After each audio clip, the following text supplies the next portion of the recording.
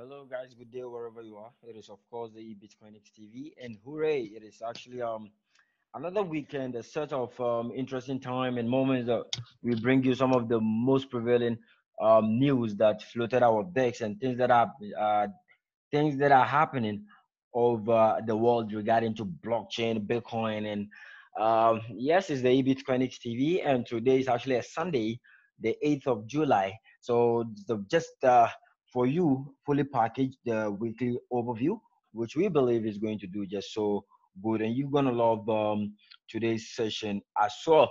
Okay, let me just go share my screen, and then we go to the news page and we discuss or get to know about some of the things that trended. And guess what? I think over the week we heard that Facebook happens to appoint a blockchain expert in their company just for the person to do whatever we don't know. And it's just still coming out and popping and things like this makes you wonder that hey. And then also I think with India we just feel so sorry for India. They've officially, their governments actually had officially taken them out of Bitcoin.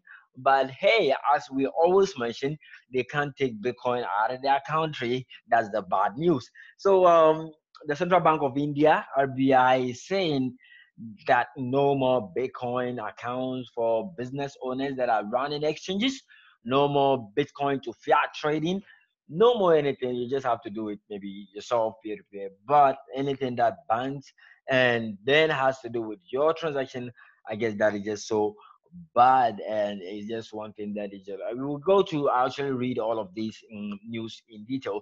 And then also quickly also from South Korea, um, they've now officially they are recognizing all crypto exchanges as banks, and that is some massive news that needs to be discussed. But just here in Africa, in Kenya, they're trying to like find out if Bitcoin is actually a legal tender. And this Kenya's parliament gives ready 2 weeks to decide whether Bitcoin is actually legal tender in Kenya or not.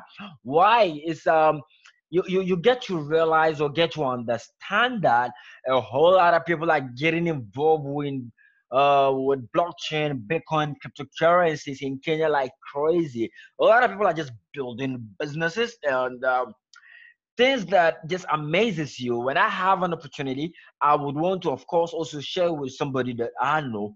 And this is some of the factors that is actually pushing and making this go waver than we expected. Now, if you read this article, it says Kenya's MPs have given the Treasury Secretary a 2 week deadline by which he must decide the fate of Bitcoin and other cryptocurrencies, specifically regarding their status as legal tender in the nation of 48 million people. The deadline follows a warning issued in April by the Central Bank of Kenya. This is so amazing. And the committee chairman, Joseph Limo, indicated we are surprised to hear that even the CBK is not aware that there is a lounge at Kenyatta University, an ATM in town, and a hotel in Yeri which trade in Bitcoins. There's bigger problem in Kenya since people are trading billions in virtual space. Here, the treasury has not licensed and tags it like trading M-Pesa and bank transactions. This is their mind. This is what they are saying. This is what they think. But you think you can really, really tax a decentralized nation, a decentralized ecosystem like the one we have here? We just would have to actually see what is going to be the outcome. You just can't just regulate and just trying to minimize activities that has to do with a lot of transactions and stuff, but you just wouldn't want to go deeper and just trying to find everybody else because it's hard. It's hard. And then this happened just in Israel, where an exchange, a Bitcoin exchange in Israel, agrees to share customer info with tax what authority. This is some good deal, for Israel. If you are in a country that is so much considerate about your tax, and you are involved in cryptocurrencies, and you can only trade cryptocurrencies via these exchange parties or exchange bodies. So if they submit the information, pay your with your consent, and you agree to it, then that's fine. Actually, you make money. You should be able to pay some tax on top of what you are making. And there's nothing wrong with that, only if it is going to be used for the right purpose. And then also we had a news coming over from FedEx where they had to institute partnership with pharmacy to use blockchain for cancer medicine distribution. And this is something amazing. When we talk about how amazingly huge blockchain is, a lot of people just think it's just cool deal which is going to expire tomorrow, but every day we wake up and we realize a whole lot of new good things are popping out, and it is just making this much more interesting. It says the FedEx Institute of Technology has announced a partnership with pharmacy services company Good Shepherd Pharmacy to develop new blockchain-based infrastructure to help cancer patients get medications. News outlets commercial appeal reported July 6th. Now, if you look at this article over here, it said Memphis-based Good Shepherd pharmacy reportedly recognized blockchain as a means to retrieve unused medication from cancer patients and pass them on to the to economically disadvantaged patients who would not be able to regularly afford them. A secure and immutable ledger would allow for a safe, confidential distribution of medical information. Good Shepherd CEO Phil Baker said, and in Tennessee alone, over 10 million worth of perfectly good prescription medication get flushed down the toilet every year. Blockchain is a solution for that problem. The remedy project reclaiming medicine will divert valuable medication into the hands of patients who would not otherwise use it. This is some of the aforementioned use cases of blockchain that we talk about every day, and it can be applied. And now you see corporate structures are actually embracing it. Is it a blockchain? You can use a blockchain in the health industry, in the railway industry, the traffic lighting systems, the solar energy system, the political for voting, use cases for schools, databasing and exam record. It is completely immutable. Any information or data that enters the blockchain cannot be hacked, cannot be edited, cannot be deleted. So it is one big thing everybody should pay attention to. And quickly, we go to South Korea, as I mentioned earlier. They have now recognized crypto exchanges as regulated banks. This is some good news for those in South Korea. And you realize a whole lot of countries, especially in Africa, continue to sleep over this technology. But you realize some countries are basically doing so much better with their decision to embracing this before they lose or get lagged behind. And this, I think, a whole lot of governments should pay attention to something like this, because whether you like it or not, it is here to become a part of us. It says, for the first time in history, the government of South Korea has officially recognized crypto exchanges, regulated financial institutions, and then banks. Local publications in South Korea have reported that the financial authorities of South Korea have finalized their plans to actually categorize crypto exchanges as an industry called crypto exchange and brokerage to enable trading platforms to perform at a large capacity with support from local authorities. This is the most important thing to consider, with support from local authorities. Anything that you are doing with no support from your governments, your local authorities, my brother, it is just so hard. The country can only grow at a fast pace when governments are paying attention to what they need to pay attention to. Some countries have decided never not for them to be left behind in blockchain. And this is a very exceptional step for a country like South Korea.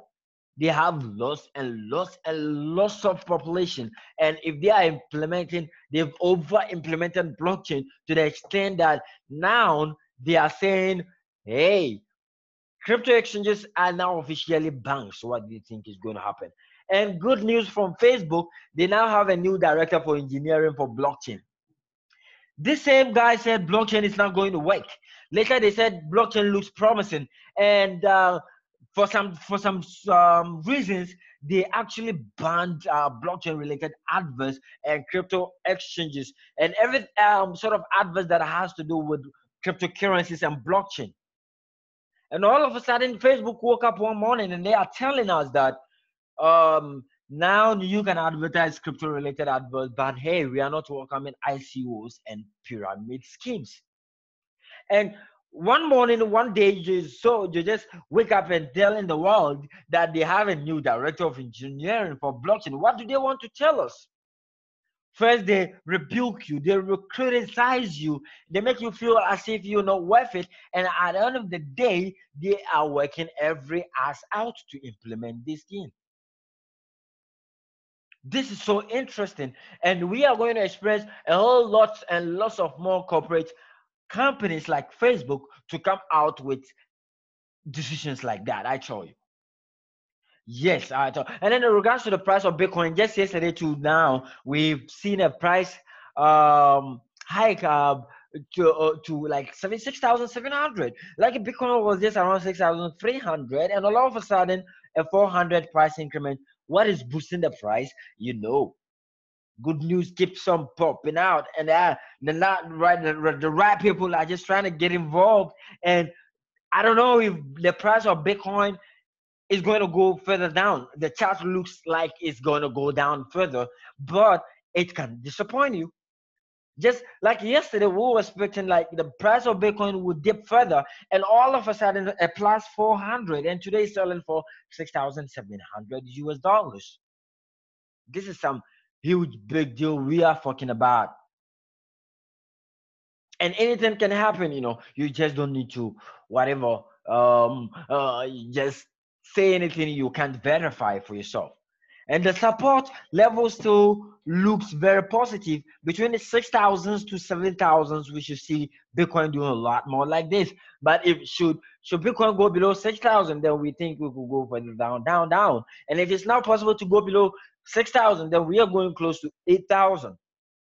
And this sort of analysis, as we always say, is for information purposes only and does not amount to a trade signal. You have to do your own research, do your own verifications. You just don't need to trust what you see or you hear.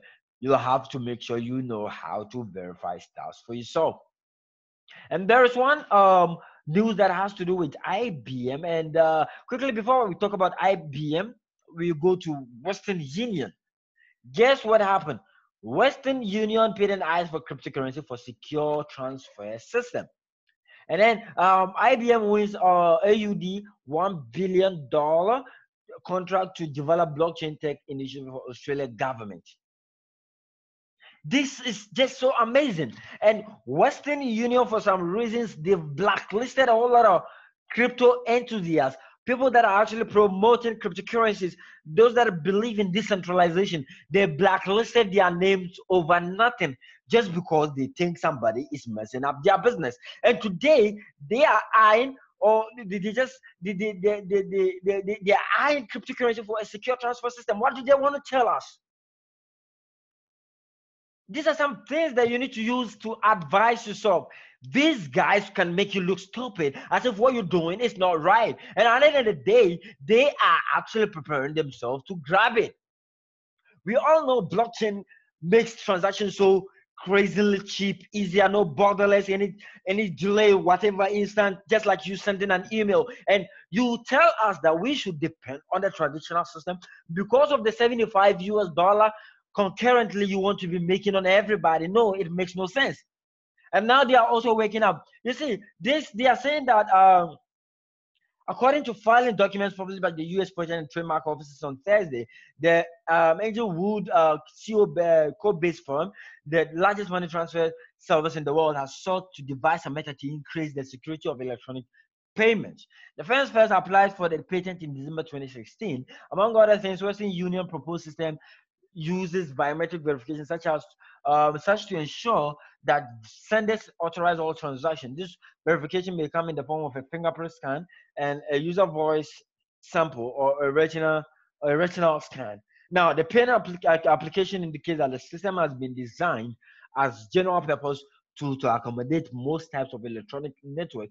However, the document specifically knows that in certain embodiments, the electronic transfer network may be a cryptocurrency network such as Bitcoin, Litecoin, or Peercoin. What are they trying to tell us? We are just looking forward to something like that happening. And of course, it is definitely going to happen, God willing. And there was one news over here that it just actually shook me, and actually I felt like, wow, this is something we need to really talk about that has to do with the UK. Now, the British MP is saying blockchain technology can save UK 8 billion euro. Why? This is going to lay off lots and lots of third-party applications, and at the end of the day, you you save cost, and you have access to a better result of whatever it is that you want to do. And if you read this article, those of you that are, you love to read, you can go over this article and realize that something amazing is going to continue to happen in this world that we are living, especially around this ecosystem. It's just so amazing. And if you are involved with cryptocurrencies or the blockchain technology right now, be just so very comfortable, because a whole lot of things are going to happen that is going to make this a better place. Thank you so much for watching. As usual, for the weekend, we spend more than 3 minutes because we have to do a complete review on a whole lot of important topics and things that are going to actually help all of us. You can subscribe to our channel, tv.eBitcoinics.com. Follow us on Twitter and Facebook at eBitcoinics, and don't forget to share this with others that need to learn or need to be informed. Until then, see you next week, God willing, and thank you so much for watching.